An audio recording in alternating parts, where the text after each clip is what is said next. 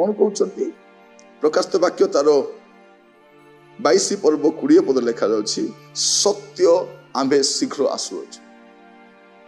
ओडिया सत्य लिखा जाउछि, इंग्रजी रे surely I am coming quickly, surely and quickly से आसुछंती, निश्चित भाव में और अविलंब आसुछंती। आपण को पछरे अज्ञात दिन गड़ाउछि, आपण सुधरी जातु बदली जातु, नचेत गोटे टाइम आसीबो आपण मते मने पकाइबे, आपण मने पकाइबे अनंत काल रे मते मने पकाइबे जे जणे व्यक्ति प्रतिदिन सकाळे हमकु किछि कहूतिला, आमे से कथा को आमे हल्का रे नै गलु, उपेक्षा कलु, तिरस्कार कलु, अवमानना कलु, से दिनर सामना आपण करबा पई पड़िबो। मु प्रभु को दास भाव आपण कहबा पई चाहे, से दिन आपण भी थिबे मु भी थिबी, के कुआडे जीवा नै, समस्ते गोटे स्थान ठिया हवा, सेठी विचार हबो, आपण करबो मोर भी हबो।